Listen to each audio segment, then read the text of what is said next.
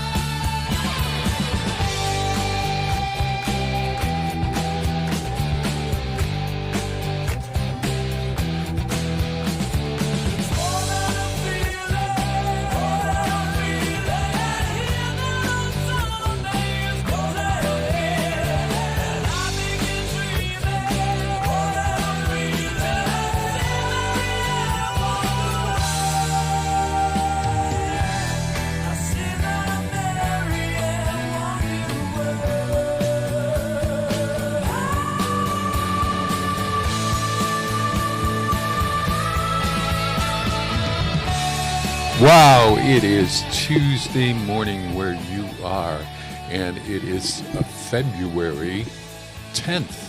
Yes, February 10th. And that was Boston, or is Boston. That is Boston. Yeah. Underneath. Yes. And I thought that was really appropriate. What do you think, Peter?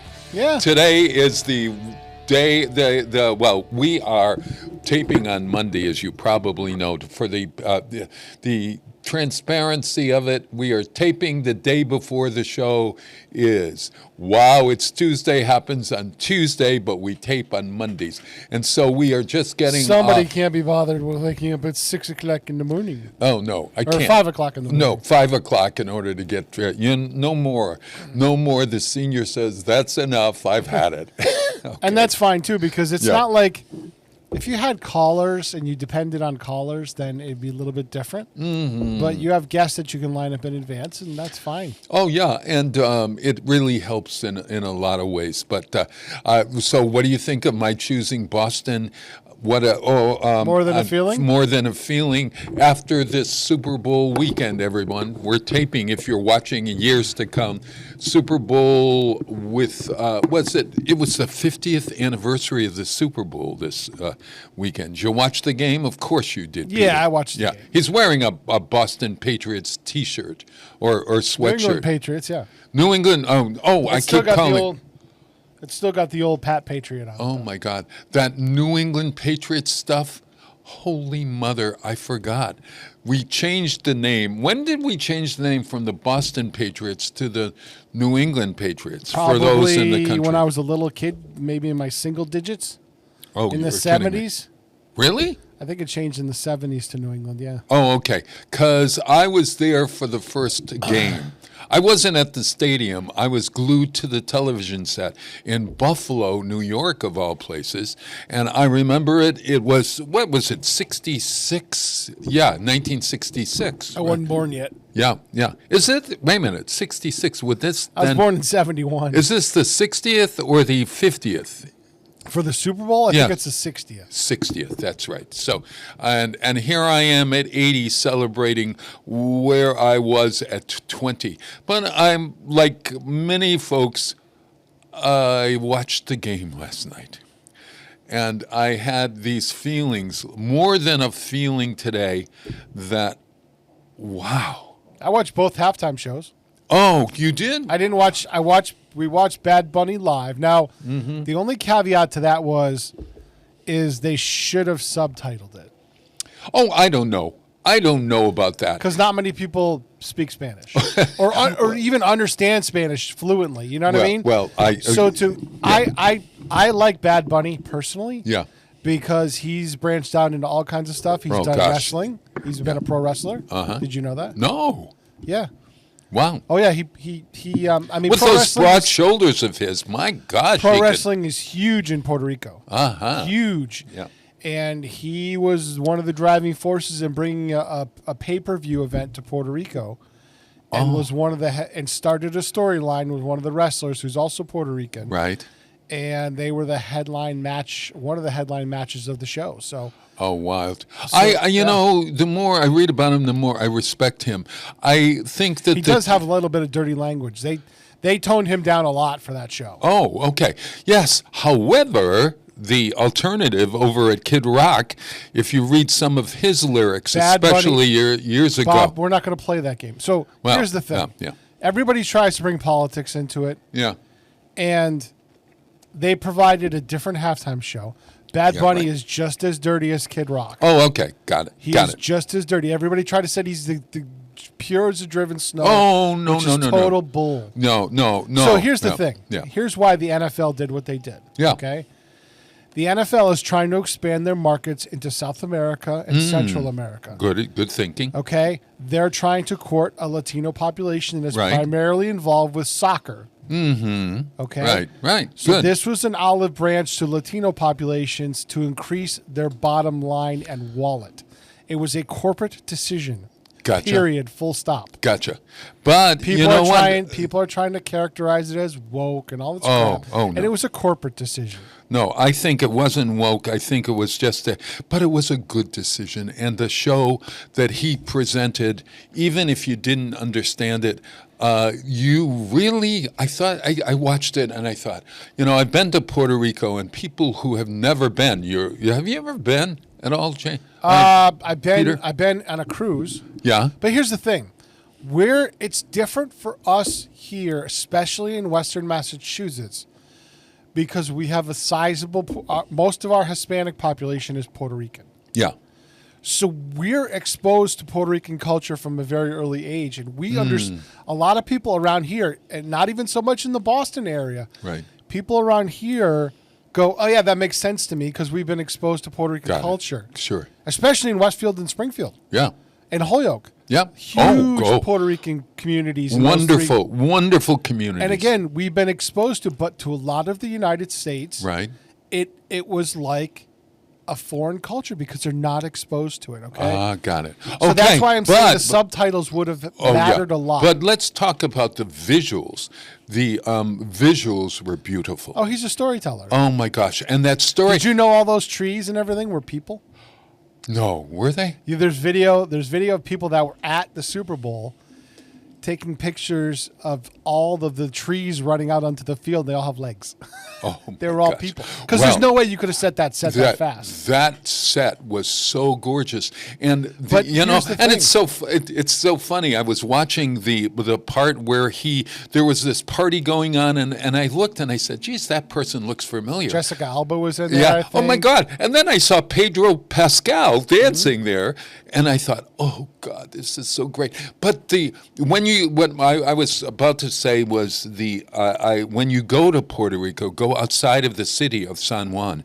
It is a beautiful and beautiful culture, and a beautiful By countryside. the way, that thing with the linemen, that was a slap in the face of how long they didn't have power after the last hurricane. Oh, That was a shot. Oh. Straight up shot. Oh, okay. Those guys on the power poles, I took that for what it was. That was a shot against the Puerto Rican governor, who very badly mismanaged the last hurricane. Wild. Well, it got all of the culture of Puerto Rico.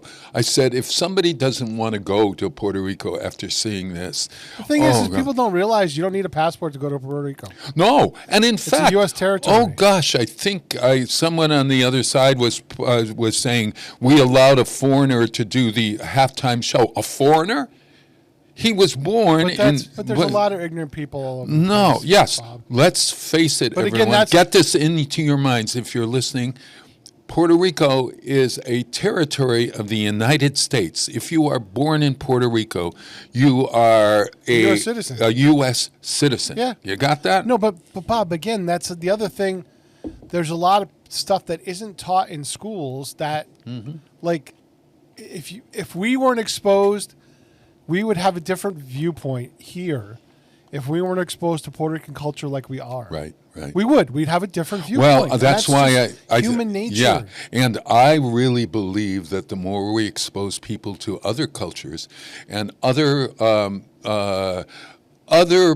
people who or the histories of countries other than America, we really we are not as educated as the rest of the world is. More. That's a fault of our school system. It so is. I was lucky. I consider myself very lucky to have a Catholic education. Oh, me too. I've always. That's not me being pretentious. No.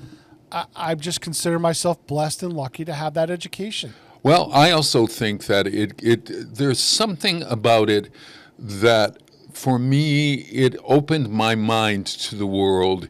It gave me a critical thinking, the foundation of critical thinking. Some of it was based on what is right and what is wrong, which, there are They don't always shades. teach that either. Yeah, no, but I came away with a sense of the world that I'm very grateful to have had, but so I just thought the halftime show did stuff best, and Lady Gaga, oh my gosh, I just loved what she sang, and those are Bad Bunny songs. Is that right? She was singing a Bad Bunny song? Yeah, no, I think she was singing one of her songs. Really? Yeah, no. because originally the lyrics were so muddy that I thought she was singing in Spanish. And my brother's Yeah. like, no, she's singing English. Yeah. And I'm like, Yeah. she is? And then it started to come out later. They I don't know if the mix was better later on in the playback. Oh, got it. But I don't know. Because here's the thing. The Super Bowl halftime show has become very pop-ish over the last several years. Mm-hmm. And so that's why there's always been the Puppy Bowl. The Puppy Bowl has been going on for 20 years. I don't know what that is. It's a counter-programming to the Super Bowl that's been around during halftime. Oh, I had no idea. They run the Puppy Bowl on the Animal Planet. It's puppies running around after a football. Oh, my gosh. People watch that. Yeah, yeah. Okay? So, again, just like we now have the New Year, the ball Times drop. Square. Yeah, yes. And they have Times Square now in Nashville, and they cover that one as well, Right. as well as L.A. Right. There's different the networks are embracing multiculturalism too, because there's not just one culture that's pop. There is a huge sizable country audience out there.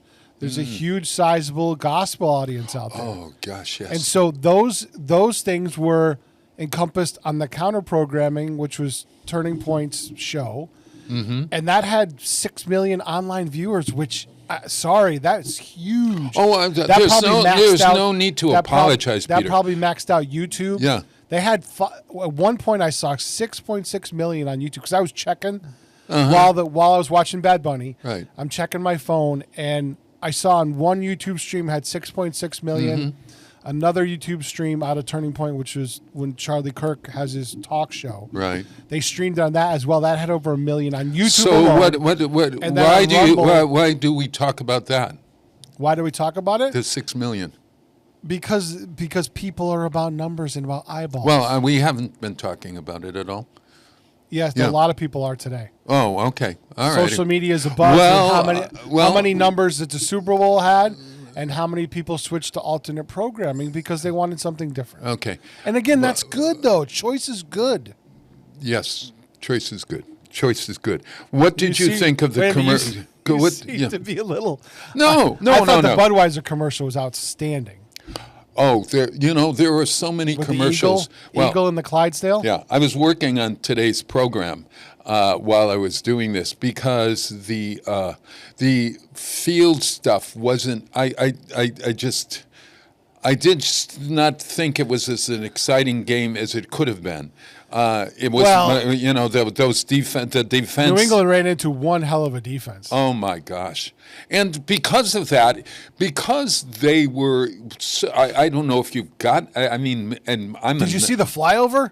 Oh, the flyover. Did you see what they pulled the F-22s out of the flyover? Oh, They had originally it was supposed to be B-1, F-22s, F-18s, and F-35s. That was going to be the flyover. Ah, gotcha. They pulled the F-22s at the last minute because I think they're getting ready for another strike somewhere, probably Iran, to finish off the mullahs. Oh, God.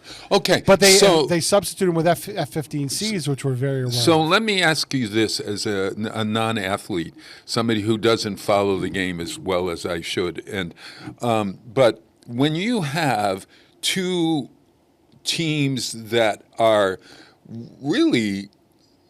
Well, I heard one commentator say that the offense, the Boston was doing well in their offense or whatever, but they are up against the defense. So because we have the Patriots' defense played incredibly well. Oh yeah, to keep a very good Seattle offense to two touchdowns. So we got these these powerhouses playing against one another. Yep. And what you had was then it became a kind of a boring kind of game in a way. There was not that until the very end not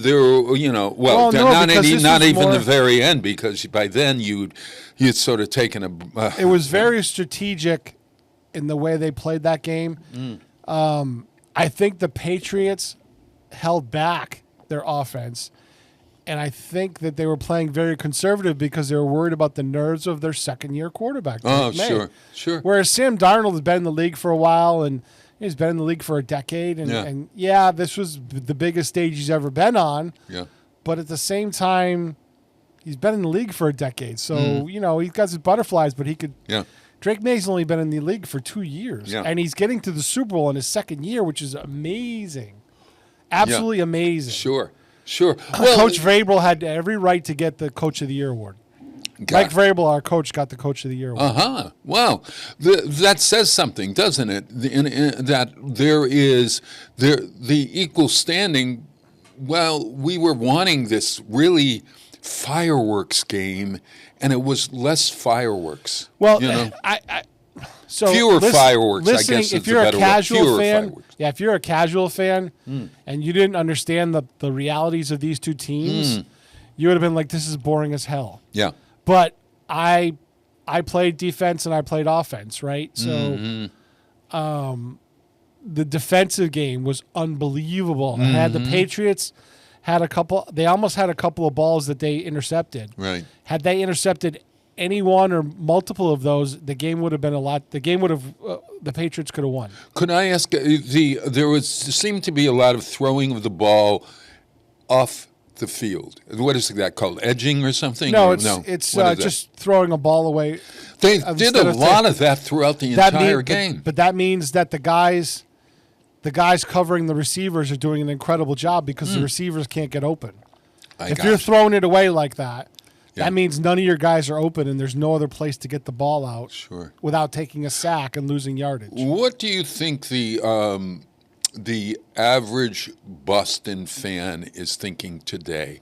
What are they saying? The average Patriot fan is going, "Hey, last year we were 4 wins and 13 losses. This year we were 13 wins and 4 losses, and we made it to the Super Bowl with a first-year coach and a second-year quarterback. Holy crap!" Yes. Okay, got it. So they're not feeling as disappointed. I don't know what's the word. Michael Buster McMahon is disappointed, but he's a diehard Patriots fan. Most Patriots fans are going, "Hey, we had a great season. We came up short." Yeah. I think that we could have let Drake May be more Drake May. I think that they reined him in a little bit, but I think that was because of his nerves. Well, I also you could see the nerves. Oh my gosh, yes, and that holding of the ball, and then him being tackled. Am I right that he took too many sacks? Too many. Yes. Yeah. But also that means his offensive line's not doing their job. Oh, got it. Well, it was an interesting game. All right, so let's take a break here a bit, and I'm playing some great music today that I have really come to appreciate by reading this wonderful book. I'm in the middle. Well, I'm almost to the end. I've got maybe about 150 more pages. Louis Armstrong, an extravagant life. Boy, what a life this man led from about 1908 right on straight through the 60s. And so he went through so much, and I learned so much about jazz. So I'm going to play one of his early songs that really, I think, put him out there in the world. You know, he was right there at the beginning of vinyl in a way. And this is Heebie Jeebies. And he created, they were suddenly the people who, like Victrola and people who, Columbia rather, they had made the record album, okay, or by at that phonograph. time, yes, phonograph and the 78s that were breakable, etc.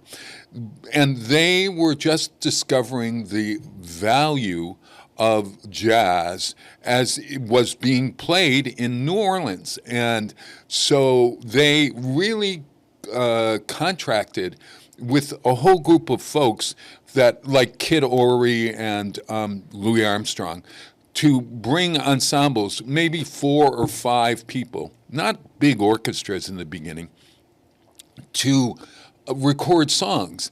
And so there were a couple of versions of this, but this version is an interesting one because it's the version on which well, you're going to hear it. Louis Armstrong is much more free. He doesn't have to abide by the rules, and that's one of the things that why he is so influential in the world of jazz. And you'll hear him at the end. And interestingly, his wife is on piano. And his wife, well, may have led a kind of shadowy. There's talk that she was a prostitute. Of course, at one point or another during those times, there were a lot of people who were selling, let's put it that way, because of the poverty at the time, et cetera, et cetera. So here is Louis Armstrong's Heebie-Jeebies. His wife, Lil, is on piano, and oh gosh, you're going to love this.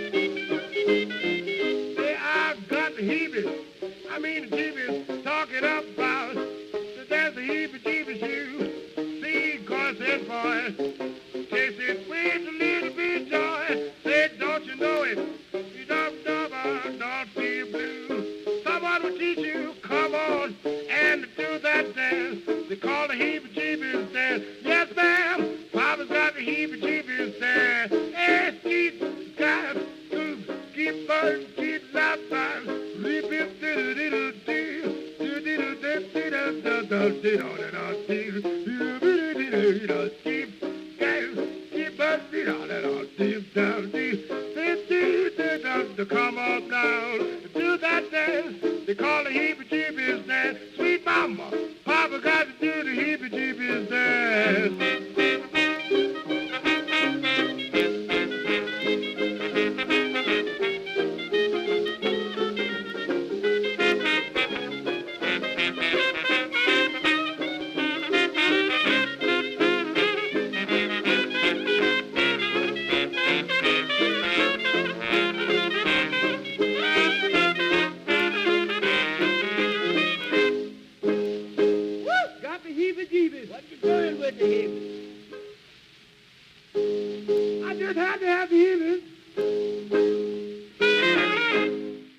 Support for community programming provided by Betts Plumbing and Heating Supply Company, an independent, family-owned wholesaler serving Westfield for over 50 years, specializing in plumbing, heating, and industrial piping supplies. Visit bettsplumbing.com or 14 Coleman Avenue, Westfield. Public welcome. Hi, it's Bob Plass, and I have Wow, It's Tuesday, every Tuesday, 6 to 8. Wow, it's Tuesday. Community Radio. 107.5 FM, WSFD. I did it! Live from Studio 120 at Westfield Technical Academy, this is WCPC Channel 15 and 107.5 FM, WSFD-LP, Westfield. Wow, it is Tuesday, February 10th, where you are. It's one of those weeks we have so much to talk about because it's Valentine's week. It is the Super Bowl weekend. We have all kinds of things happening in America. And at Westfield on weekends, we have a great week. Yes, last night we had our bingo game. And on Thursday night of this week, we have Writers Out Loud, the Straw Dogs Writers Guild, which is a regional, very important group that has lots of well-known writers in it. Okay. I have joined with Westfield on weekends, and our own group in Westfield, the Westfield Wordsmiths, or the Whip City Wordsmiths, rather, invite everyone to go to Writers Out Loud this Thursday evening, 7 o'clock. It's free. You prepare a piece, a poem, a story, anything you want to share with the group that you may have written or you read and you like a lot. And it is one of those evenings that I always love because you really see the creativity of people. And this past weekend, we opened the World of Don Blanton, and must-see exhibit. It's probably one of the most incredible exhibits we've ever had. Pete, you got to come down. And maybe you'll come down and we'll tape the conversation I'm going to have later in March with Don himself. He's an artist, a sculptor, a poet, and a storyteller par excellence. And we really are so proud of this exhibit. We had a wonderful opening. My friend Debbie Hall from the Massachusetts Humanities came as well. She runs the YWCA in Worcester. And she came down and she said, "Where has this man been all of my creative life," quote unquote. Okay, we need him to be more out there and represented, and you've got to see this exhibit. You're going to go, wow, I'm telling you. Okay, so it goes through in the months. You can see everything that happens around that exhibit, and at westfieldonweekends.com.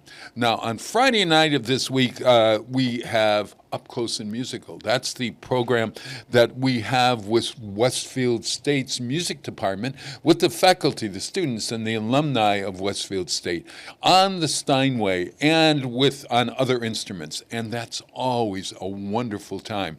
So you can do two things. You can see this wonderful exhibit that we have, as well as hearing some great music this Friday night, and it is the 13th, the day before Valentine's Day. Great date, incidentally. It's at 7 o'clock. There's seating for between 60 and 80 people, believe it or not. I mean, people say, well, where do you put them all? Well, there's room, so come on down if you're in the area, and if you're not in the area, please, you'll have plenty of opportunity. There are a lot of up-close and musical events, both at the Westfield on Weekends website as well as at the Westfield State Music Department performance schedule website. Okay? So there you have it. That's what's happening at Westfield on Weekends. Pete, I wanted to talk about the commercials on the Super Bowl because I felt interesting that we were almost bombarded. I've never seen so many commercials on the Super Bowl. I don't know if this is a record number. Here's what struck me. Well, yeah. How many commercials were NBC or Peacock? Oh, gosh. Because that means they didn't sell them to commercial sponsors. Oh, interesting. Yes. Yeah. And now, I don't know, like, I know that during Super Bowls and other networks, they have some network spots, but I think half of the inventory was NBC or Peacock. Oh. Is Peacock really financially failing that they were promoting it that hard? Right. I noticed they did a couple of spots about the 100 years of NBC. Right. There's a lot of spots about their comedy lineup, a lot of spots about series on Peacock. There wasn't as many commercial spots. I also noticed, at least at my brother's house, he was watching it on Charter or Spectrum. Spectrum, okay. Because they have a Charter cable company, whatever. Uh-huh. What town is that in? Wilbraham. Wilbraham, okay. There was no local spots. Oh, So I don't know if WWLP didn't put in anything. well, there was a police Chevrolet ad in the last hour. I noticed that. Well, I which was so surprising because I I said, saw did NBC's they actually pay for this? I saw the NBC Sports logo come up a lot of times, and I'm like, that's where the local spot should be.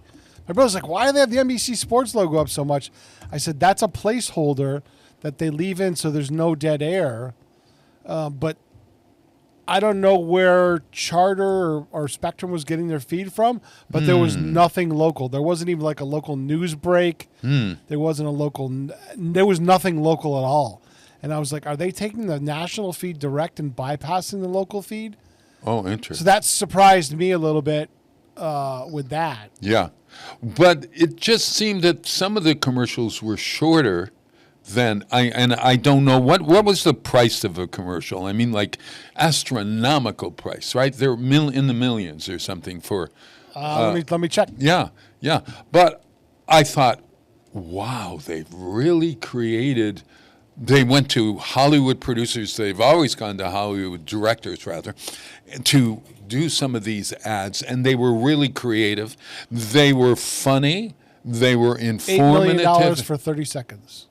$8 million for 30 seconds. So what do we get for a minute ad? And were there minute ads? I think there may have been.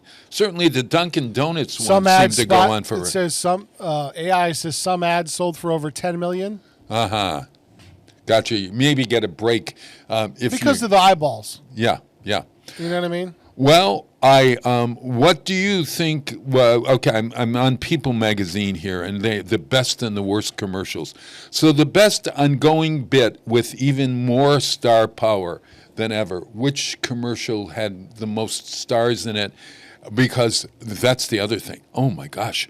How many stars in Hollywood made a little bundle doing these commercials? I'm telling you.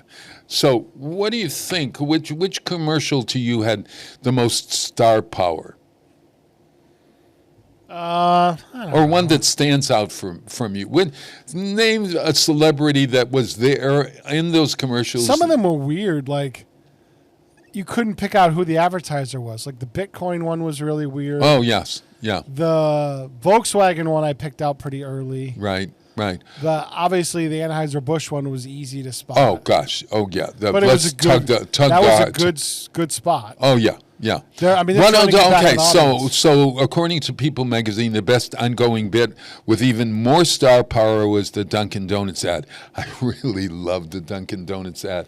That might have been the best one. Oh my gosh! It had everybody in it. Oh my gosh! Who was in that? If there was, well, what's his name? Ben Affleck, and then we had all these stars, Urkel, and oh gosh, there were tons of stars from the 50s, Danson and the guys from Friends, but interesting. Tom Brady. Yeah, Tom Brady. Oh gosh, yes. All right, here's the list.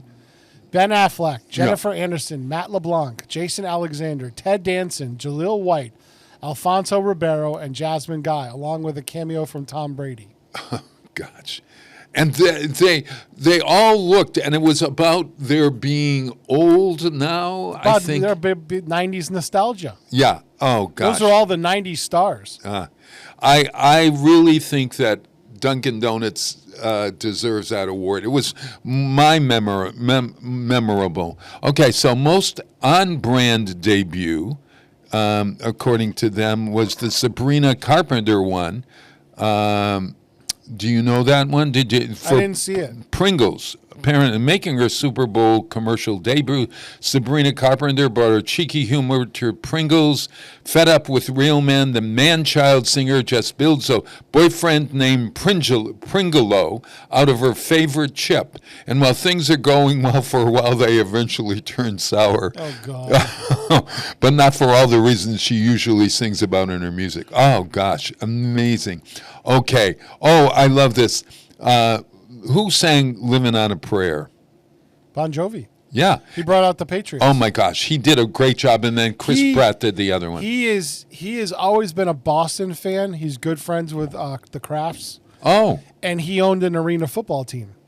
Oh, did he? Wow. John Bon Jovi did. Wow. Yeah. So the Stop I Living. think he has a part ownership in a USFL now. Whatever the combination league is, that spring league that The Rock runs with his wife, he has an ownership stake in one of those teams too. Oh gosh, well, the State Farm ad that they were in, after making his Super Bowl commercial debut, John Bon Jovi made a brief cameo in State Farm ads, which sees Keegan-Michael Key and Danny McBride reimagining the '86 hit "Living on a Prayer" to a version. Halfway there, insurance. Yeah, yes. Yeah, that was funny. Very funny, very funny. Best way to create fanfare, T-Mobile's ad. Anywhere the Backstreet Boys are, so are their hordes of fans.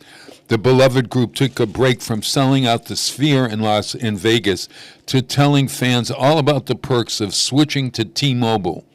Netflix included Kevin's hair flowing in the wind and a free serenade. And that was now the biggest tearjerker. I didn't see this one. Maybe you can. This is one that Taika Waititi, the wonderful director, lays The Last Harvest. A father and a daughter duo who run a potato farm take a trip down memory lane before the dad passes the business down to his child. There's nothing that tugs at the heartstrings like a generational story. And if that didn't bring you tears, Keen's Somewhere Only We Know over the commercial certainly will. Minions. I know, that was funny. Oh, You see gosh. this little dot, and I'm going, it's got to be a minion. It was so wonderful, and it was short, too, but yet effective. Oh, so good. Now, I didn't see this one. The according to Best Call to Action, Redfin. Have you ever heard of Redfin? It's a mortgage company, apparently.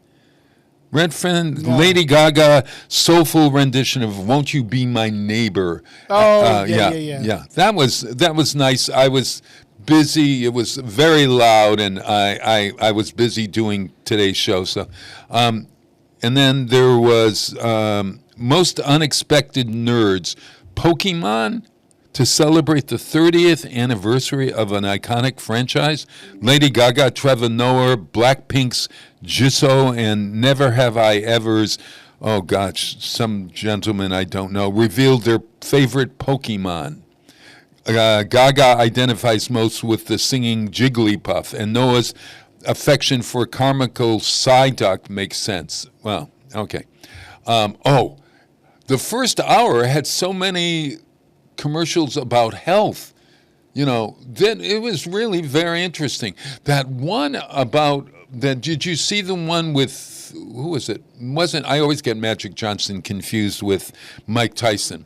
And Mike Tyson speaking about his sister. Yeah. I thought that There was was a lot of drug ads that were yeah. neatly kind of disguised. Oh gosh, I thought that was There really was something good. about testing for something.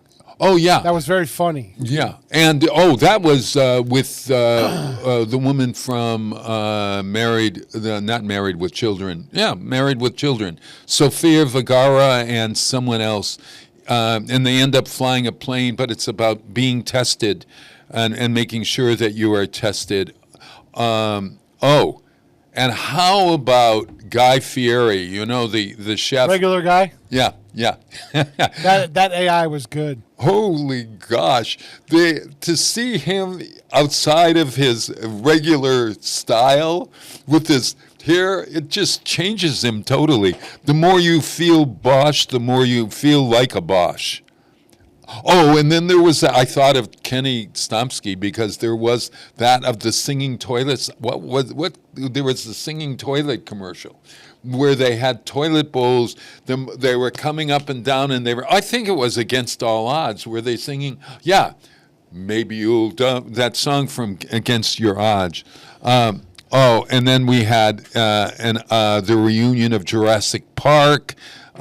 Yeah, that was all CGI too. Oh gosh, and I thought that was Because they all looked a lot younger. Yeah, it's so interesting that you look at the faces. Oh, and I loved that one Svedko, the vodka where the robots. I thought that the was funny. robots drink. So at any rate, do you think people then go out and buy Pringles, go out to a Dunkin' Donuts because of these ads?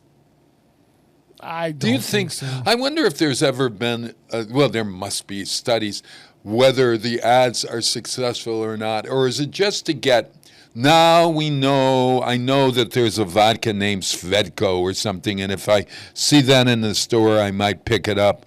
But, That's all they're asking for. yeah.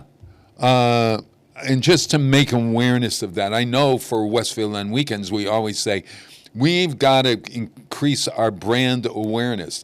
So I suppose with commercials, you increase your brand awareness, but it certainly makes watching a what some people call the dull Super Bowl much more fun. And I give all those folks credit for making the evening last night a little shorter. Was it a long game? No, it was was it a regular timed game? I mean, you got over it. I got over before 11 o'clock, thank God, and I could go to bed at a decent hour. Yep. I remember staying up late for Super Bowls, and then the next day, oh gosh. How long does a party last after the game? When did your party end? Let's put it that way. I left when, partway through the fourth quarter. I wondered about that. Because when they had scored that touchdown, yeah. Seattle scored a touchdown. I was like, nope, I'm done. That's it. The game's over. Yeah. And then when I'm sitting out there warming up the car, my wife was still inside, kind of going to the bathroom. Yeah. And then the Patriots scored right after. Oh my gosh! Yes. And I'm like, I'm not going back inside because they're doing better with me in the car. So I'm going to stay in the car and go home. And it was getting late. It was about 9:30, quarter of 10 by then. Oh gosh, yes, yeah. So interesting. Well, it's another day, another dollar, and in someone's pocket. How much do those players get for this game as the winner? Do the winners get a lot of money? I know they get a lot of. So they are now in demand for commercials and stuff like that. But do the players get a lot of money when they win the Super Bowl? I think there's an amount that each player gets for winning. Yeah. And there's an amount that each player gets for appearing in the Super Bowl. Ah. That are different amounts. And then some players probably have incentives in their contract if they make the Super Bowl. Oh, gosh. Okay. Gotcha. Who did you agree with the most outstanding player, Mr. Walker? Yeah, the running back. Yeah. He had a great game. Yeah. He was squirting through places. He had gotten tackled in places and was still getting through. And yeah, he had a great game. Yeah. I can't disagree with that. But their defense played excellent as well. You could have got any one of their defenses in there and that type of thing. I kept thinking if I was in that what do they call it, the front line or whatever then? What do you call the front line? Defensive line. Offensive line. Oh yeah, the offensive line. Looking at this and knowing that I'm going to get 2 steps away from here. Well, at any rate, there. Oh, that's the first time I've said it, and we've gone 45 minutes, Peter. This is pretty wonderful, isn't it? Yep. Yeah, 1. Okay, add that to the score. Listen, everyone, there was a song. There you go. Thank you. In 1968, that prefigured. Yes, thank you. Hip hop. Okay. How many do we have now? 12. 11. 11. Not too bad for 3 weeks of counting. Yeah, that's about 3 a week. I'm not going to say that phrase. Yes. Yeah. Okay. Here comes the judge. You remember that expression from the 60s? Where do you most remember it? Wasn't it there's some kind of thing about a hanging judge or something like that? No. It really, I think we all remember it from, those of us of a certain age remember it from Laugh-In.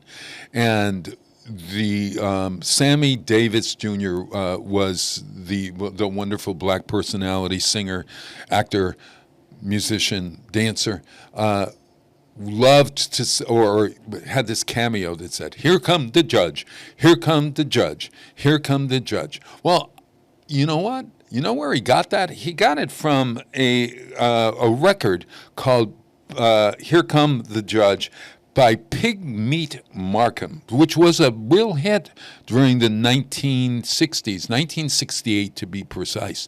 And many credit this as one of the first hip-hop records, although we can trace hip-hop in a sense certainly back to the New Orleans jazz times, because folks would sort of scat and all of that. But this is real interesting. And so listen to "Here Come the Judge," Pigmeat Markham. I love this. Yeah, he, this court is now in session. His Honor, Judge Pigmeat Markham presiding.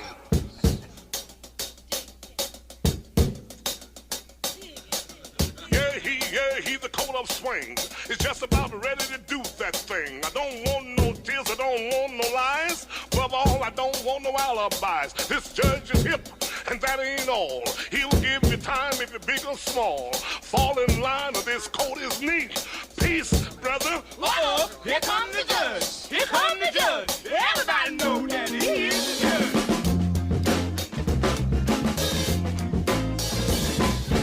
Everybody, near and far, I'm going to Paris to stop this war. All those cats got to listen to me, because I am the judge and you can plainly see. I want a big round table when I get there. I won't sit down to wonder square. I'm gonna lay down the law. They better not budge. I bust some head because I am the judge. He is the judge. He is the judge. Everybody knows that he is the judge. Who's there? Eyes. Eyes who? Eyes your next door neighbor. Out of this courtroom. Judge, your honorship high, sir. Did I hear you say order in the court? Yes, I said order. Well, I'll take 2 cans of beer, please. He is the judge. He is the judge. Everybody knows that he is the judge. I had a chat with Ho Chi Minh. Sip rice wine and chase it with gin. Won't take long, that's a miss my guess. I have you out of this doggone mess.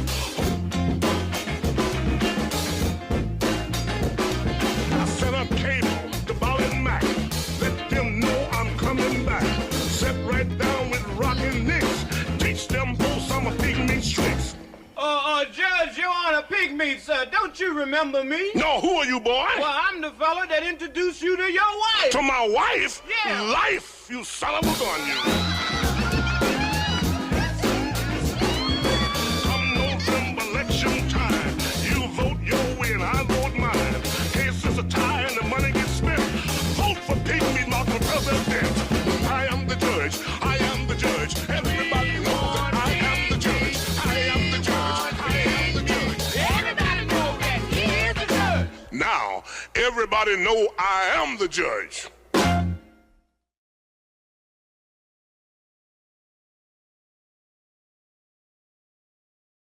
Underwriting for community radio is provided by the YMCA of Greater Westfield. Every day, the YMCA strengthens the community through programs and services focused on youth development, healthy living, and social responsibility. For all the Y's many programs and services, visit us on the web at www.westfieldymca.org. The YMCA, 67 Court Street in downtown Westfield. We're more than a gym. We're a cause. Where will the superintendent spotlight shine next? Join Stefan Zaporowski and Chris Rogers every Thursday at 9 a.m. to find out. 107.5 FM WSFD. Live from Studio 120 at Westfield Technical Academy, this is WCPC Channel 15 and 107.5 FM WSFD-LP Westfield. Hey, how are you, my friends? My name is Bob Plass. This is the Westfield on Weekend Show. Go to westfieldonweekends.com for all the information. We got lots happening this week. We just had a bingo game last night, February 9th. We've got this Thursday, we've got Writers Out Loud. And this Friday, Up Close and Musical. And hopefully in the next hour, we'll be talking with our musical personality, Professor Ed Orgill from Westfield States Music Department, which is our great collaborator on Up Close and Musical. So come on down to Wow Center this Friday night, 7 p.m., and you can also see the world of Don Blanton then. Peter. Yes. I wondered what you are doing for Valentine's Day. Ooh. I bought my. Wait a minute. There was a pause there. Well, yeah. I bought. So the first date that we had was February 4th. Uh-huh. So I've kind of combined those into one thing because I'm not a rich man. So. Oh, of course. But I bought her a beautiful little you want to put it out there? She doesn't listen to this. Well, she already got it. Oh, she already got it. Oh, good. Yeah. So it's like a heart, entwined heart type thing, necklace, and it's got some nice phrases that I like to say to her. Oh, I love it. I love it. So it's very thoughtful, and it came in a really nice display case and had a little poem attached to it that was my Sweet. thoughts to her. And it was lit, and she thought it was very pretty. And she likes it. Gosh, I'm into thoughtful things, but I'm also into experiences as well. Oh, very smart. Very instead smart. of like tangible things, I'd rather have an experience. And the experience is more than just going out to dinner. Yeah, like going on a day trip somewhere to have an experience together around that date. I do the same thing with my mother. Oh, really? I don't really buy her gifts anymore. I do things with her. More than just like running around or lunch or something like that. Like a day trip somewhere with several different things. So, because she's getting older, and it's like I want to start having experiences. Sure. Do you think of Valentine's Day as honoring all the women in your life? I wonder if women think of that. I mean, I remember when I was young as a single person. And I wasn't straight ever, but Valentine's Day should be about your partner and your mother, not your sister or your friends who are mothers or whatever. I don't know. Because those are like you do that with your siblings more on like Christmas and Easter and things like that, family holidays. Well, I'm gonna let's put in. Where do you draw the line? Where do you draw the line for Valentine's, and see what it comes up with. To draw the line for Valentine's Day, look it. They're talking about how to draw a heart and how to draw Cupid's arrow. No. What's another way to say that? Who do you send Valentine's Day? There you go. Yeah. Who do you send Valentine's to? Right. Would you send it to your grandmother, your great grandmother, your mother, your wife, your mistress? Would you? Mistress, well, I don't know. I mean, yeah. I don't have those problems because I'm not loaded. No. Oh, all right. There we go. Who do you send Valentine's to? I'm being brutally honest. Oh, yeah. No, yeah, that's really true. Okay. Who do you send Valentine's to? In school we used to, didn't you always have to send it? Oh, well, gosh. You can send Valentine's Day cards to romantic partners, friends, family workers, teachers, co-workers, pet owners. Pet owners. So if your pet, I suppose you get that. Who to send a complete etiquette? Where to draw a line? Okay, I'm going to say drawing the line here. The line. Okay, we'll just see what that comes up with. Oh, no, they're still doing the heart-shaped cookies. No. Okay, so, Peter, you're going to do an experience with your wonderful partner? Yes. Well, we owe the dog a day trip, too.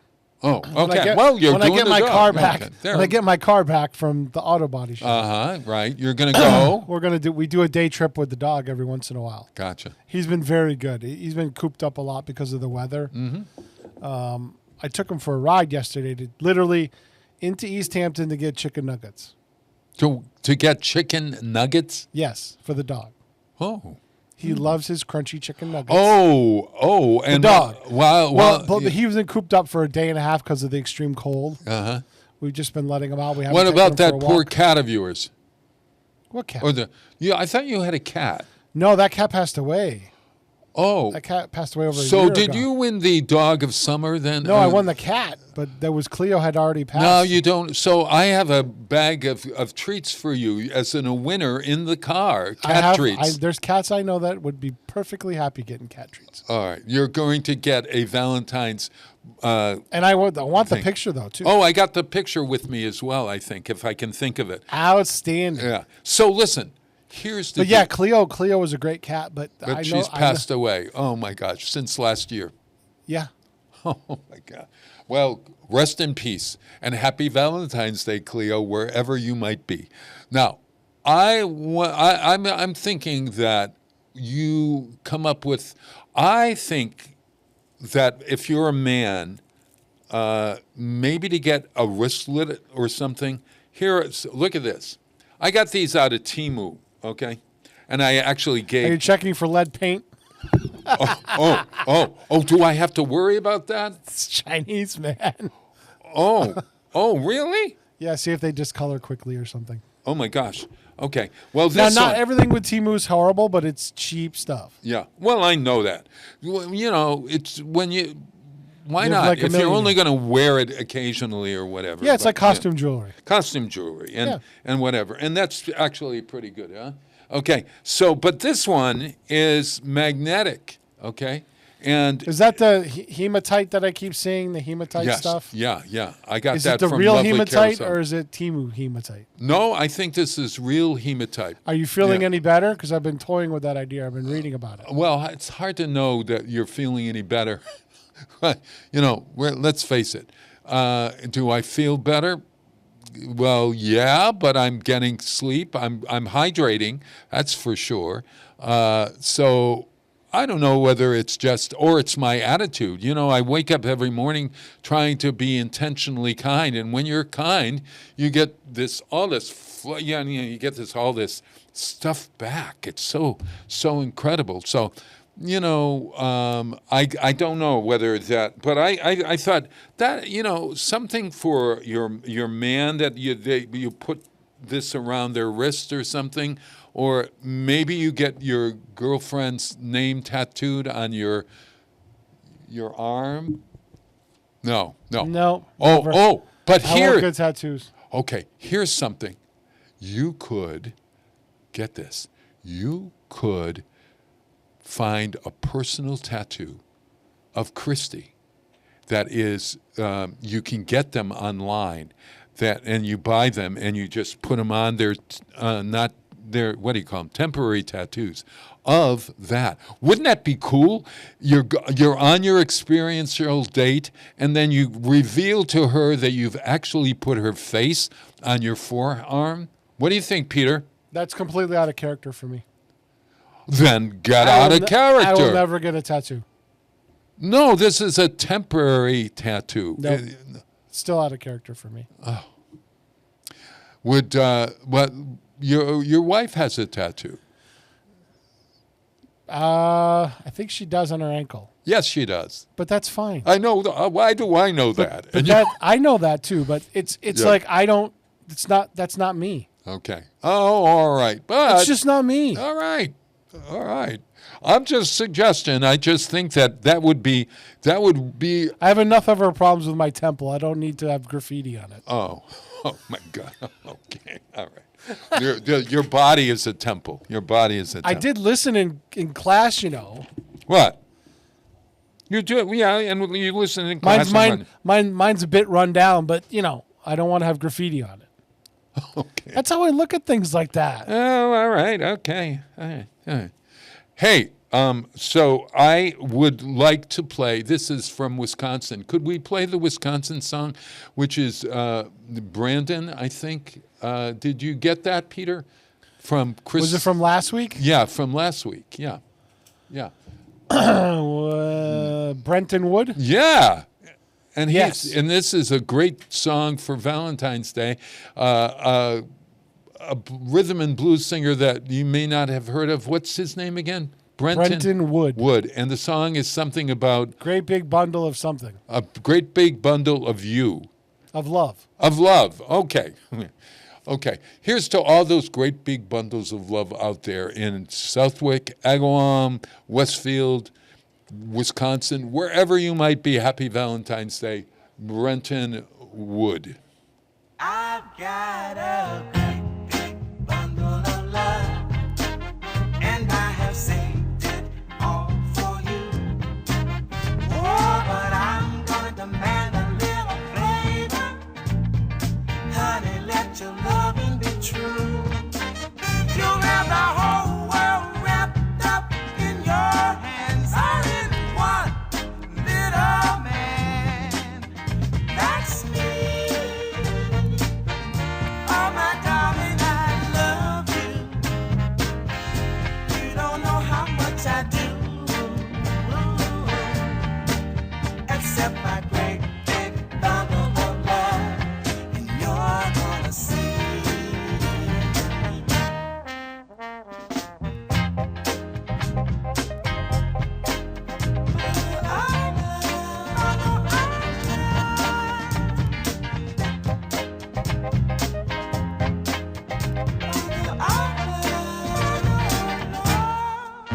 I've got a great big bundle of love, full of kisses that'll see you through. Oh, tender love and mucho affection, but you never know what's in store for you. You'll have the whole world wrapped up in your hands, all in one little man. Accept my great big bundle of love, and you're gonna see. Great big, big, big, great big, big bundle of love. Great big, big, big, great big, big bundle of love.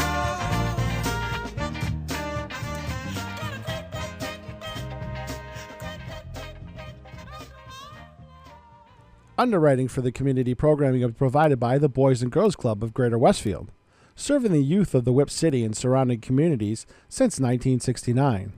For more information on the Great Futures Club for ages 3 to 5, happening weekdays, and the Club Teen Center for ages 11 and older, weekdays from 6:30 till 8 p.m., go online at bcgwestfield.org or visit the club at 28 West Silver Street. The Boys and Girls Club of Greater Westfield. Great futures start here. Listen to me, Michael Buster McMahon, Mondays 8 to 10 a.m. to learn the stories behind your favorite songs.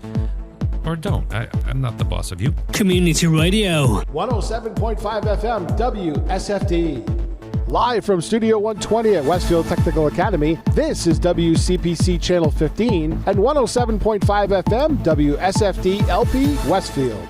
Wow, it is Tuesday. It is February. I'm going to go over here. Yeah.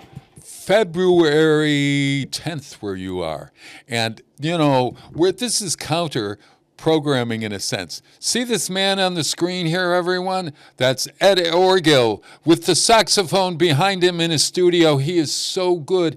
Ed, we've been talking about the Super Bowl in the first hour. And you want to make a confession to everyone? Go ahead. Did I grow up in Washington State? Yeah, you grew up in Washington State. So therefore, you had the audacity. And I said to you, you know what?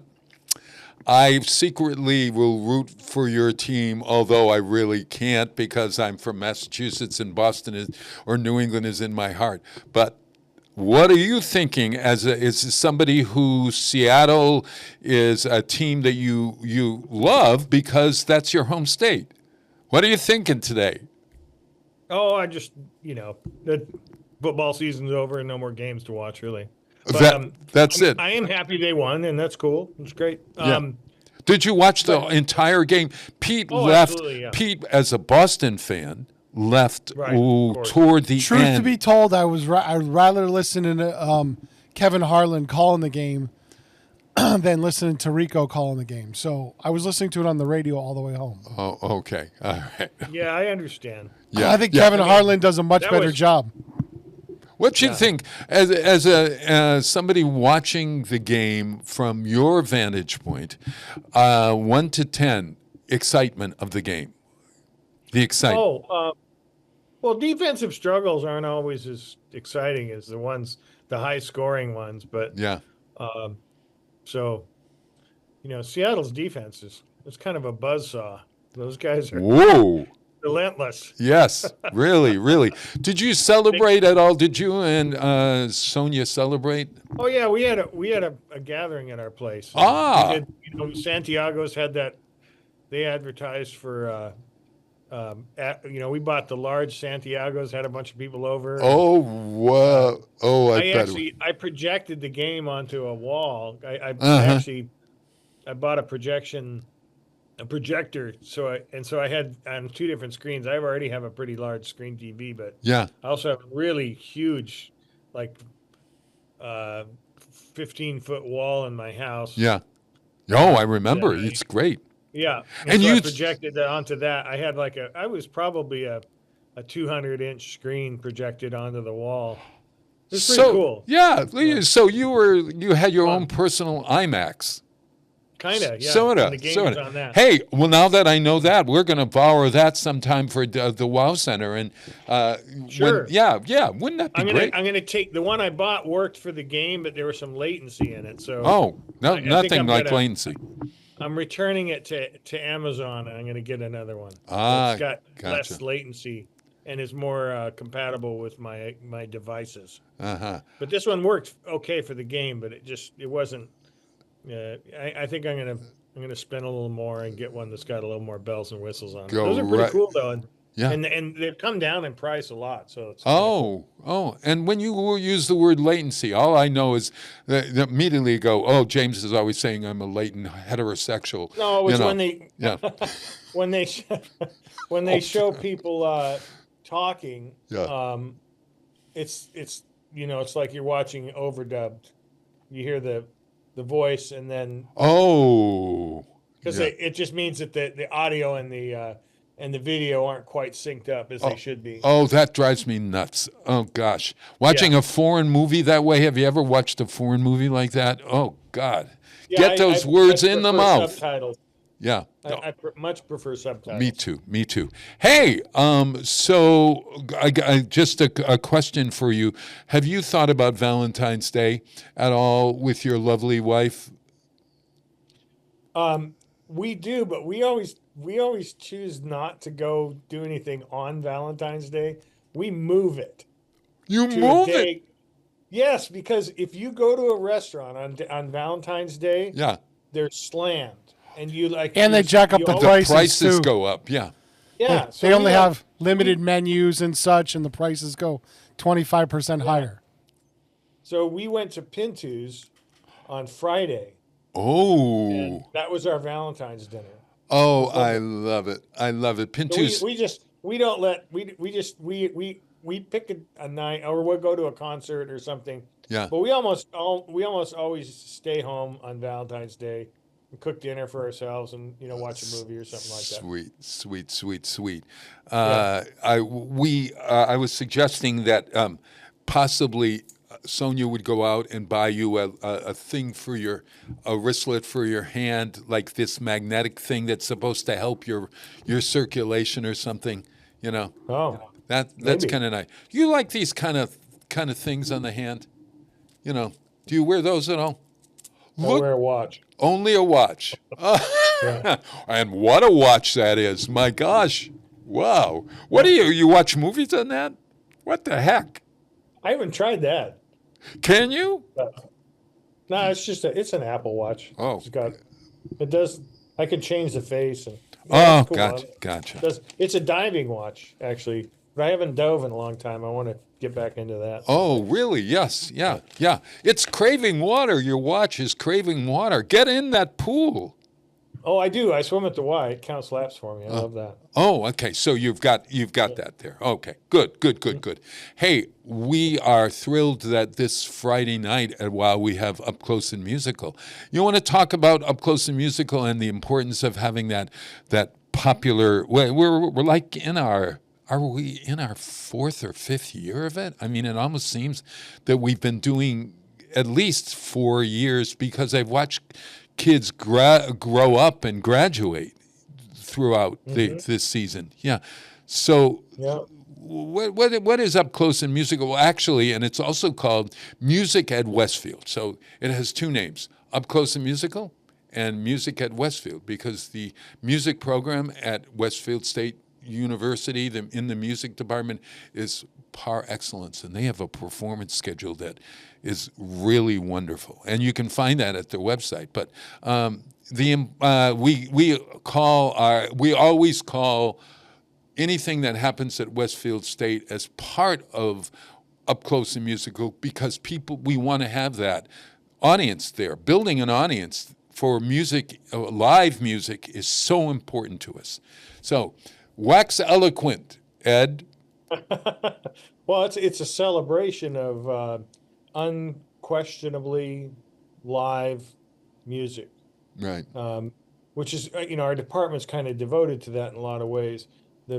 Human beings making music for each other. It's oftentimes, the Up Close and Musical started as an event downtown in the WOW space to give our students the chance to perform off campus in a more sort of real world environment, and also to kind of bring what they do to the audiences as well, and to give them a chance of the experience of what you might say fronting a live performance, so they can get comfortable talking about what they're doing, because audiences like to hear that, and hear performers kind of talk, make what they're doing a little bit more personal, and right. So having that opportunity for them to perform and then talk about it and answer questions from people in the public is a great experience. Generally, the music isn't amplified, so it's unquestionably live and authentically live music, in that there's no electronics, right? Yeah. Anything that we see, most people experience music with the aid of electronics, whether it be online or on their television or in their car or over the radio, right? It's rare these days that music is experienced in person. And I think that society needs a lot more of that kind of in-person activity. Yeah. And I think music is one of the first things to really kind of to kind of suffer the consequences of technology, some of the not necessarily good things about technology, and that recording technology came into effect a little over 100 years ago, but what that's done to music in that amount of time is just completely turned it around into how people engage with it, and positively or negatively. Well, I don't. You can pass judgment on it. I don't know if electronics and the digital world has done some wonderful things about disseminating music and culture, and I love to be able to access recordings of music that I might be studying to learn and perform on my own. So I don't think it's necessarily a good or bad thing, but I don't think that everybody's quite really spends much time thinking about how much more meaningful it can be to be in the space with the musicians when they're making music in real time. Because I think that activity is kind of if we're not careful, we'll lose it. And I think we're seeing the same effect that's happened to music in the middle of the middle of last century. They started manipulating musical recordings in order to make them more marketable, or you can mix them down and change the balance in the studio. So you can get rid of all of my wrong notes. Right, but or all you can create this illusion of perfection in the music, which actually, people who spend a lot of time practicing can actually do it live, and balance things with their own ears and work together without any sound reinforcement. But the minute you put a microphone on something or amplify it some way, and now it's being moved out into the soundboard, and now you got a sound guy in the room that's changing the volumes that the audience is hearing them. It's like, that's just one way in which sound is manipulated, and that's in a live setting. But now if you isolate all the sources in a musical setting and in a studio, for instance, now you can sit there and perfect it for 2 weeks after it's recorded, which is what they do, and then the music's marketed out to the real world. And it's a wonderful thing, but it creates an expectation of I got somebody knocking on my office door here. Oh, gosh. It creates an expectation of perfection, of a type of perfection that I think is a little bit unrealistic. And I think we see that same thing happening in the media with other things, not just music, but now it can be done with visual things, right? Oh gosh, AI yes. can create things and manipulate video in the same way, and now we see that we can't really trust anything that we're seeing digitally, like you and I right now. Like Guy Fieri. Who knows? Guy Fieri being regular guy. Yeah. Did you? Yeah. Ed, did you want to go to the door, and I'll you can listen to me say something about perfection and imperfection. Yeah. I'll come on screen. Look here. There's this book that for me, really tells the story about the imperfections of Louis Armstrong. I forgot. You got to read this book. It is the biography of Louis Armstrong, An Extravagant Life by Lawrence Bergreen. Bergreen. Now, he wrote a wonderful biography of Irving Berlin called As Thousands Cheer. But this is even better because it talks about the imperfections of Louis Armstrong. And the idea that scratchy voice of his, the ability to sort of hold a note or come in late or whatever is attached to it, to attach to those mistakes. Mistakes are not, they're human. So let's put them into our music. Why don't we while Ed is back there, let's play, just for sake of time here, why don't we play that song Dinah? This is an interesting, Ed, I was just saying that Louis Armstrong's imperfections had a lot to do with his success as an influential figure in music. And his coming in late, his raspy voice, his holding a tone, maybe choosing not to play what is written, or embracing his imperfections, made him. You wouldn't want to say, when you say coming in late, you're putting a judgment call on there. Oh, fair. Okay.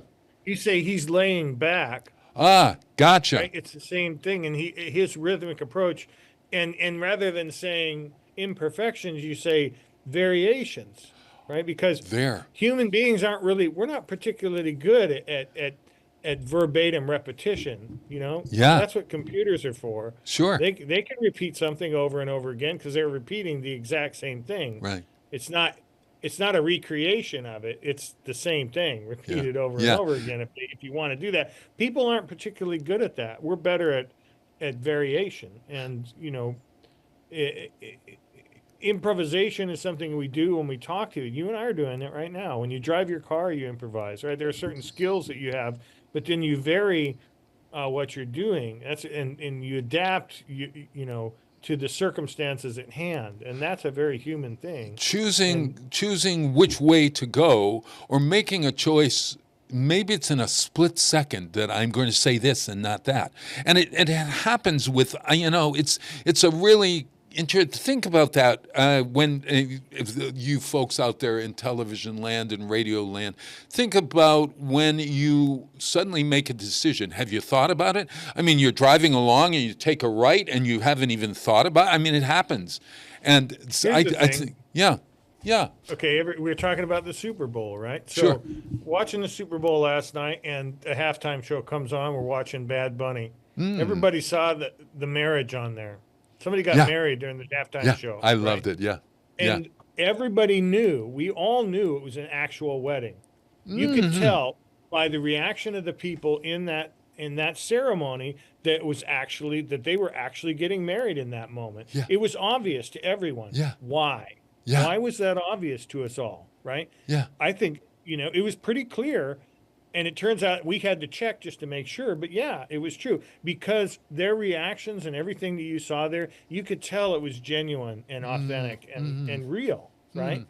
Whereas, and it juxtaposed with all that other planned stuff that was that was clearly, all the choreography and all of that. And which is great in and of itself. It's a different kind of thing. Yeah. But that kind of honesty and authenticity is something that you kind of get when somebody's performing live that you miss when you're listening to a recording. Here's a question for you then. As a musician, you play a song that you've played before, especially as a jazz musician. Do you then, the next time, try to repeat it in the same way that you did before?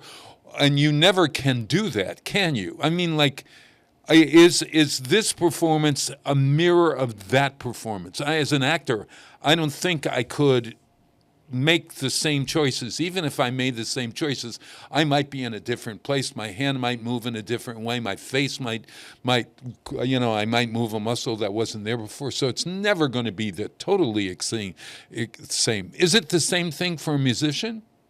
Absolutely. And does that box you in to try to recreate the performance you did before? I guess you might get wrapped up in that. I don't concern myself with it.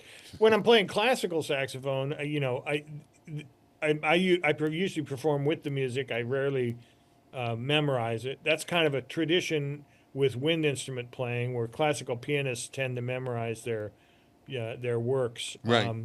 I think that tradition actually comes from middle of 20s, actually studio work, where musicians were expected to be able to do things very quickly and sight read very well, right? So one thing I'm pretty good at is sight reading and playing music that's on the page and playing it right, the first time if it's not really complex, and with less practice than a lot of people if it's really complex. But so it depends. If it's completely composed and all scored out, there's a lot less improvisation in that than if it's a jazz piece of music where you're free to interpret the melody as you see fit, and then maybe completely reinterpret it for in the middle of the song, and then return to a recognizable interpretation of it to finish the piece. Right. That's pretty typical about how you perform a jazz piece. Yeah. Whereas in a classical piece, it's very often all scored out for you. But even then, there's an element of there's very small variations in tempo that from one performance to the next, and hopefully there's a little bit of that. And I think there always will be, because human beings aren't really capable of doing exact repetition as much as we try. When you play you play at the symphony, oftentimes you'll see Ed at the Springfield Symphony. Often. I've had the pleasure of doing that. 6 times in the last 2 or 3 years. Oh, that's pretty good. The last 2 times were pop things. I did the Trisha Yearwood thing in December, and just now we did the Motown thing, and that was more like that was scored out, but there were some classical things. But playing then in an orchestra, when you're playing with other people, it may be different if you're in a jazz orchestra than you were in a classical orchestra. Am I right? Well, because yes. your conductor is telling you, no, no, no, I don't want you that loud. No, no, no, I don't want you that emotional or whatever. The conductor's showing tempo. Now, of course, you have to understand that the symphony orchestra is stretched across a very large stage, and there's a lot of people there. And there's some what they call phasing with the symphony orchestra. So, the speed of sound is quite slow relative to light, and it can affect how music is perceived and how it's slow enough to where the difference from one side of the stage to the other, as opposed to the person sitting right next to you, right? In order to be together with somebody clear on the other side of the stage, everybody has to follow the conductor. That's one of the main reasons why a conductor's there, is to unify everybody's sense of pulse, right? That's why they're conducting. So everybody sees where the beat is, right? Yeah. And now people on opposite sides of the stage are essentially in the same place. But So you're if also using your ears, like, because you're listening. They place instruments, and this is true with even with the Amherst Jazz Orchestra. You're in sections of instruments, and you're listening to each other and blending and balancing your part with what I'm playing with what everybody else is playing. So I'm paying very close attention to my fellow musicians, and I'm listening to how loud. Like I'm paying attention to this in the Amherst Jazz Orchestra. I'm paying attention to the saxophone section, and I'm listening through to the band. I'm usually sitting in the front, and I got trombones and trumpets behind me, and I'm listening through the band and listening for who I'm playing. Sometimes I'm playing with people, like I'm playing unison with them or in harmony with them, and I have to balance what I'm playing with what they're playing, so neither of us is sticking out of the texture, right? Sure. The same holds true in a symphony orchestra, where we have large groups of violins and they're working with each other, right? They synchronize their bow strokes, but they're also trying to create a unified sound rather than having individuals stick out of the texture. In the music, is the music such that it says, this is the focus, I want the strings here? I mean, is it written sometimes in a score that says the strings come up, the brass section goes down? Sometimes it is, and that's also the job of the conductor in an orchestral setting. Sometimes it's pretty clear, who has the melody and whether you're harmonizing with it or if it's a counter melody, right?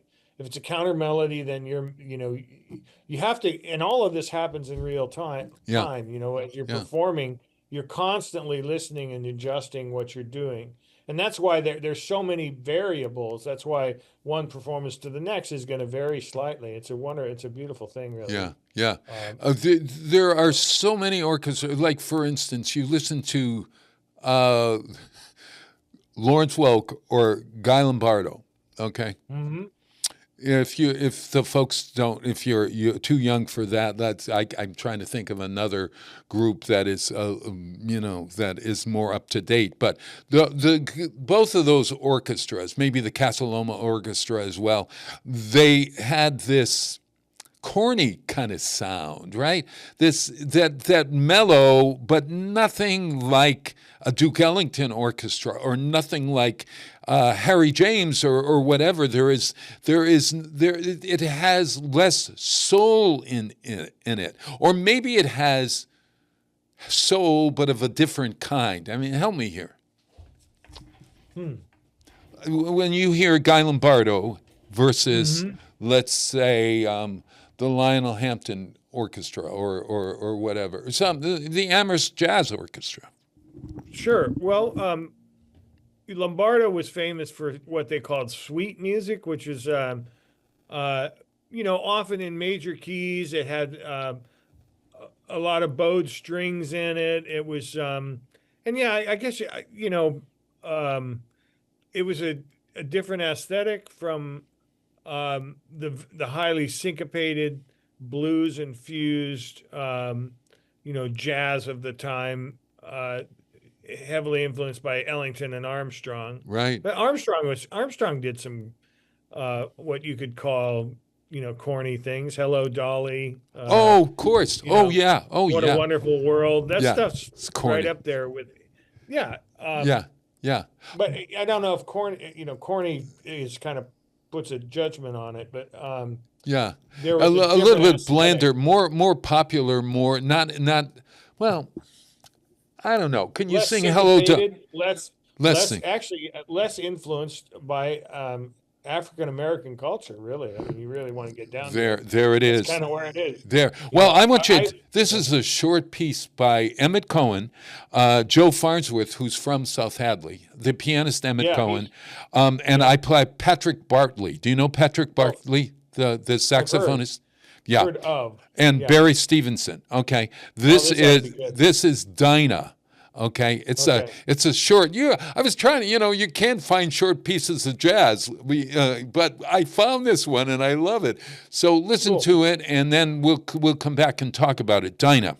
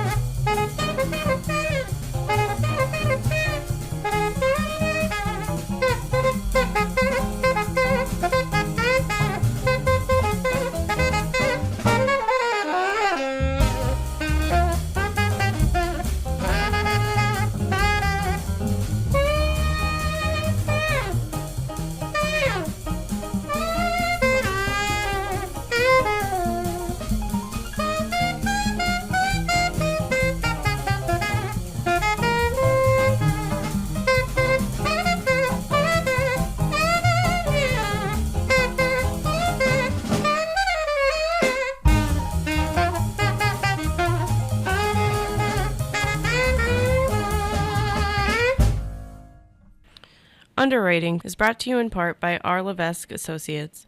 They are offering landscape architecture, civil engineering, environmental permitting, and land surveying. RLA is a second-generation company devoted to excellence in the planning and design of outdoor spaces. On the web at rlaland.com or at 40 School Street in Westfield. Join me, Tina Gorman, each week from 6 to 8 a.m. for Wake Up Wednesday, when my guests and I discuss health, wellness, and lifestyle reimagined. Community Radio. 107.5 FM WSFD. Live from Studio 120 at Westfield Technical Academy, this is WCPC Channel 15 and 107.5 FM WSFD-LP Westfield. Wow, it is Tuesday, February 10th, where you are, and we hoping you're having a good day. I'm here with Ed Orgill, the chair of the music department of Westfield State, where it's an all Steinway school. Now, we just listened to Emmett Cohen. What you think of that version? It's sweet. Oh, it's fabulous. Yeah. Have you heard? There's an Armstrong version that's. Oh, yes. Very much like that, and I can hear the influence. The alto player, the saxophonist, was really emulating Armstrong's singing on that recording. There's one. I have to find it. I've seen it, but he's playing. He did some of his own stuff, but he was that's heavily influenced by that Armstrong recording. Well, guess where they were performing? They were performing at the Louis Armstrong House Museum. Yeah. Do you know where that is? Perfect sense. Yeah. That's in Queens, I think. Oh my God, you are so smart. Have you been there? Yeah. No, I wish I had. I know about it. Yeah. Apparently, you go right online to louisarmstronghouse.org, and they have guided tours, and apparently they have music collections there from him. And he lived in Queens, but he was born, and he is connected most heavily with New Orleans, right? Well, Chicago, right? Well, he started in New Orleans. He was raised in New Orleans, and then he moved to Chicago to be a part of that scene. He moved with Kid Ory. Oh, no, yeah, Earl Hines, maybe. Nope. No. Oh man, Bix. No. Bits Bieterdeck. Beiderbecke? No. Beiderbecke. But Beiderbecke was a contemporary of Armstrong's, and somebody who was heavily influenced by him and was really captured by that music. He was an Iowa farm boy. Ah, yes. King Oliver is who he went up. King Oliver, yes. It was King Oliver's, and Armstrong got a job. He was on the riverboats, and Yes, he was. I think he wound up in Chicago and then ultimately in New York. Interestingly, I mean, this is a man whose career spanned Broadway. He was on Broadway. He was in movies. He was on the riverboats, and also in his time in New Orleans was really at the beginning of music. Recorded music, and his influence. Speak of that a little bit for us, because we don't recognize sometimes that this man, who we call Satchmo, really changed the course of music in America to a certain degree. Well, one of his huge influences was how he is a rhythmic thing that he does, and what's what jazz musicians refer to swing, and how he lays back on the beat, where he places his beat, his place of the pulse sits behind where might the metronome would be, but it sits there very consistently, and it kind of it deepens the beat. It's a difficult thing to describe, but it's that, and it's the way he infused blues language into just about everything that he did. And now we see that effect in American popular music. Everything is, almost all American popular music has some element of the blues, either melodic characteristics or form, or usually it's blue notes, bending blue notes. When you say bending note, what do you mean? Oh, good, he's got it. Oh, you got your sax there. Here, let's hear you bend a note. Oh, we're missing you. Ed, I can't hear you. You can't hear me? You might have overloaded the mic, and it usually tries to shuts it off. Oh.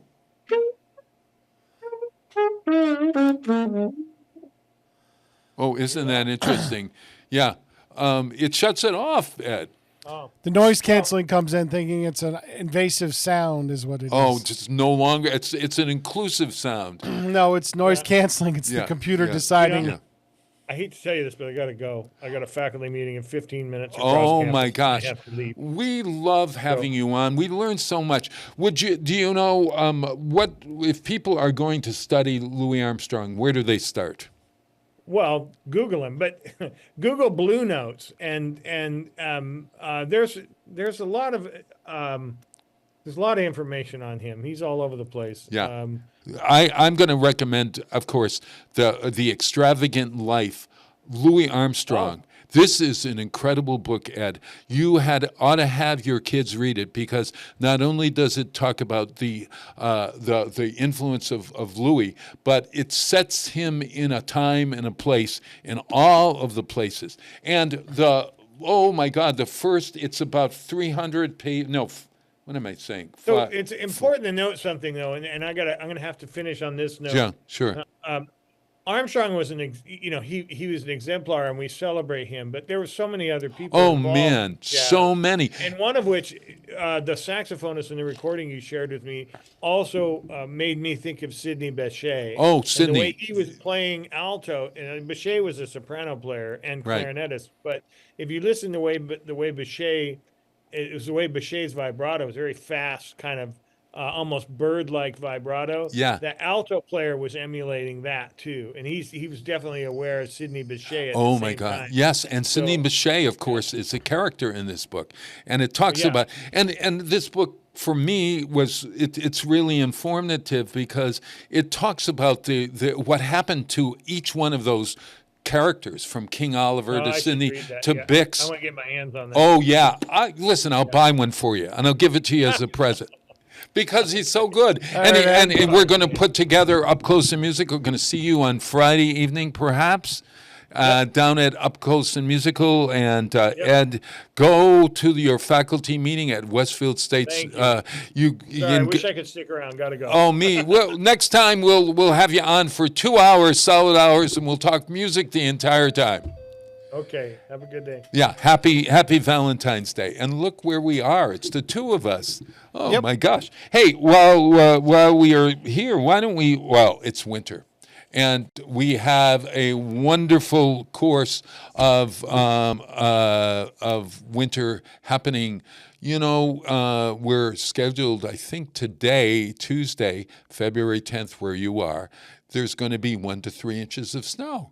And we've had a really white winter. So I was thinking, wow, can we play something classical that has to do, because sometimes on Up Close and Musical, we have classical music. And so I'm going to play, Max Richter is a composer who recomposes the work of classical musicians or classical composers. And he recomposed Vivaldi, and he uses a lot of electronic stuff. And so this is Vivaldi's Winter from the Four Seasons by Max Richter. And you can hear that there is a little difference, and it has a real different feel to it. So listen to Winter by Vivaldi.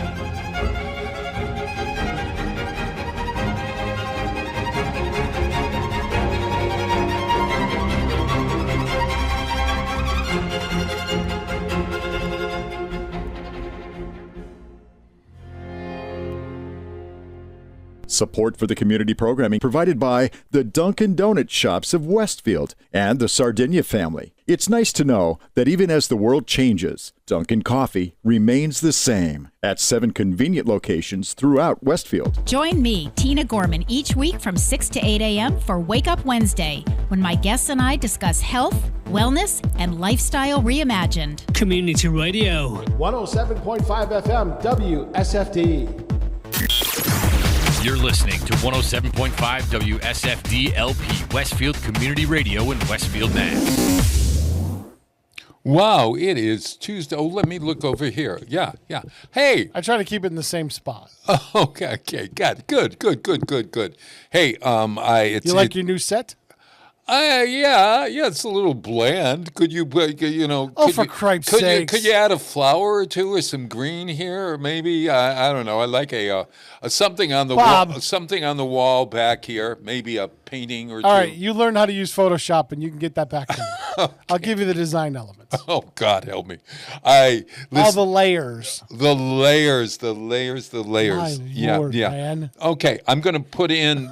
Let's talk sweetheart names. In our 12 minutes that we have left? In the 12 minutes we have left. Yes, actually 8, because I'm going to play a wonderful song that's about 4 minutes long. Okay.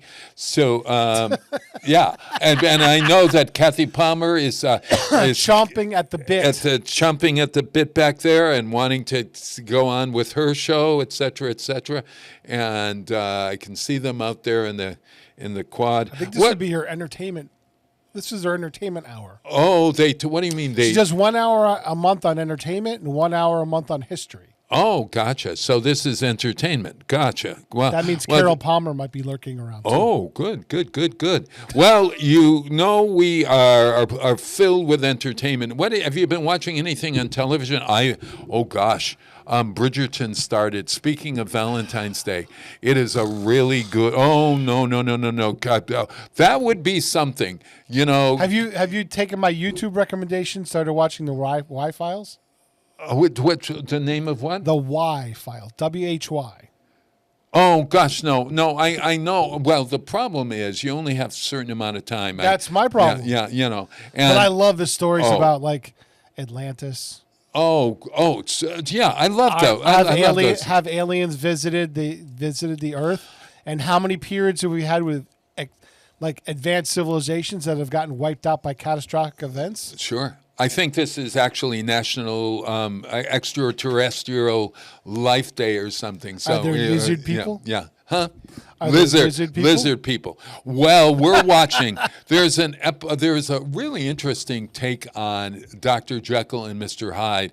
It's on Netflix. It's a series that only lasted a year, but it's called Jekyll and Hyde, and it has a real interesting take that Robert Jekyll's great-grandson or something is trying to find out who his real father is. And oh gosh, and there are shapeshifters and people who can take their face and turn it into anything. And there are I think reptiles. You'd enjoy the Y-Files then. Oh yeah, I love all that stuff. But I must say that this season of Bridgerton is really worth watching because it is the Cinderella story told in a little different way, and it has beautiful costumes and some wonderful acting, etc. So it's done in 2 parts, 4 episodes now, and then we have to wait a bit. I think it's till the end of February till we get the last 4. So they follow this relationship up to a certain point, and then you have to wait for it. I am really enjoying that. We also have, I've watched many of the Oscar-winning shows or Oscar nominees because it's good to do that. I noticed that I think every one of them is now up on. You can either rent or see for free the ones that have been nominated. And if you go to your Prime or whatever and put in nominated movies, you can see where to watch them, or you can see them also on Netflix, and they're on Apple. They're all over the place. They're on Hulu, Paramount Plus, etc. Disney. So you get a chance to see some of those movies. So when you watch the Oscars show, you're not watching it from a distance. You're part of it. Not that you want to watch another award show. Oh my gosh. I watched the Grammys though, and the Grammys were really pretty wonderful, So I hope that you this weekend, Peter, you're going to go out of your comfort zone. You're going to get a little tattoo, and a temporary tattoo. You're going to watch Bridgerton with Christy, okay? You might start at season 1 of it. Okay. I don't know if she's into that. She's into something. There was something else, some other serial type thing she's interested in. Gilded Age or one of those? No, it was something more country. Same type of idea, though, soapy kind of thing. Oh, I know. That it's the one where something that's out right now. Yeah, it's the. I've watched a couple episodes with her. I've watched the whole darn thing. It's so damn sweet. It's terrible. Yeah, there's something. Anyways, whatever. Yeah. Like well, I've watched a few Hallmark movies with her. Well, this is good. See, go out of your comfort zone. I do. On okay, so what do you? Can you name? Let's see how many names for our sweetheart that we can come up with that are associated with like adjectives, descriptive words. No, like honey, sweetie. honey. Yeah. Okay. Yes. Sweetie. Yeah. Okay. Yeah. But I'm. How about foods? Foods to describe your partner? Mm-hmm. Oh, geez. I don't know. Baby cakes. Brownie babe. What is that? Brownie babe. Brownie babe. Ooh. Cookie. Cookie. Just like chocolate cake. Pumpkin. How about that? Pumpkin. Oh my gosh, I told this story 1,000 times, but I had a friend whose boyfriend called him Pumpkinhead, and I don't know whether that was a compliment. Pumpkinhead is one of those characters. I'm a Pumpkinhead. No, Pumpkinhead is one of those characters that's in one of those Scream movies. Oh, really? Oh, yes. Gosh. Yes. Oh, gosh. Yeah. But, okay, now let me, there are also, how about cream puff? Could you I don't know? I don't know that might get you a punch. Yeah. Let's see, what else? How about nature, okay? Nature? Yeah. Is there anything, fox. You little fox. Minx. You little minx. Yeah. If you put little in front of it, you little. My tasty rabbit. Oh, you little cat. Oh, remember when Pepe Le Pew used to do that? No. Describing the cat that he thought was a skunk? Oh, no. What did he say? He used to say all of, French, like all the lovely words to the, you are my beautiful pumpkin pie. And all these, she. Hey, that's not a bad French Pepe Le Pew? No, I loved your French accent there, Peter. Okay. You were going to get you to doing some acting. No. No. I don't have time. Oh, all right. Okay. All right. Okay. So, look, I am going to play as a final thing. Since it is so interesting what's happening in America, first I want to read a poem, okay? First I'm going to read this. This is Journey. I've read this before, but it deserves reading again. Mary Oliver's The Journey. And let me take this off for a second. I'm going to put my glasses back on, then put the ears back on. Okay. The Journey by Mary Oliver. One day you finally knew what you had to do and began, though the voices around you kept shouting their bad advice. Though the whole house began to tremble and you felt the old tug at your ankles. Mend my life, each voice cried. But you didn't stop. You knew what you had to do, though the wind pried with its stiff fingers at the very foundations, though their melancholy was terrible. It was already late enough, and a wild night, and the road full of fallen branches and stones. But little by little, as you left their voices behind, the stars began to burn through the sheets of clouds, and there was a new voice which you slowly recognized as your own, that kept you company as you strode deeper and deeper into the world, determined to do the only thing you could do, determined to save the only life you could save. Mary Oliver's The Journey. And may I say that we all have to find our voices in this time. Certainly when you're talking about Black History Month, you are talking about people like Nina Simone, who in their music told her truth. and the truth of so many who have braved the challenges that life has brought to them, for being different, for being of a different color, but for being of a different stripe, for being of a different opinion. Whatever your opinion is, but whatever your opinion is, you've got to say that there's soul and there is such meaning in Nina Simone's Mississippi Goddamn. So I wish you happy Valentine's Day. And Peter, are we on the air on? I think I'm taking next Monday off. Right, so we may not see everyone next week, but until we see you, I send you all the best. Enjoy the winter time, everyone, and go to westfieldonweekends.com for everything that's happening in Westfield. All right? Here's Nina Simone, Mississippi Goddamn, it's called.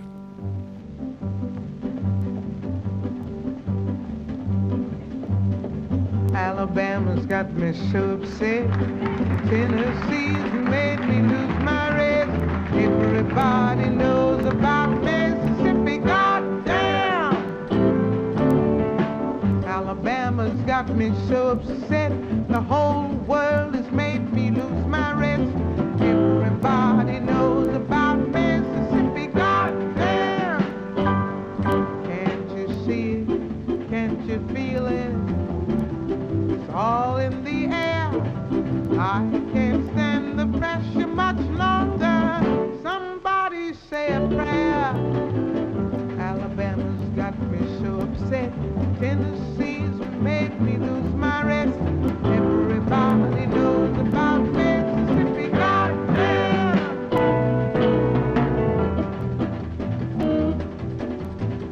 Hound dogs on my trail. Children sitting in jail, like cat across my path. I think every day's gonna be my last. Lord, have mercy on this land of mine. We all gonna get it in due time. I don't belong here, I don't belong there. I've even stopped believing in prayer. Almost, but not quite. Don't tell me, I'll tell you. Me and my people just about do. I've been there, so I know. They keep on saying, go slow. Well, that's just the trouble. Too slow. Desegregation. Too slow. Mass participation. Too slow. Unification. Too slow. Do things gradually. Too slow. Will bring more tragedy. Too slow. Why don't you see it? Why don't you feel it? I don't know. I don't know. You don't have to live next to me, love. Just give me my equality, love. All everyone knows about Mississippi. Everybody knows about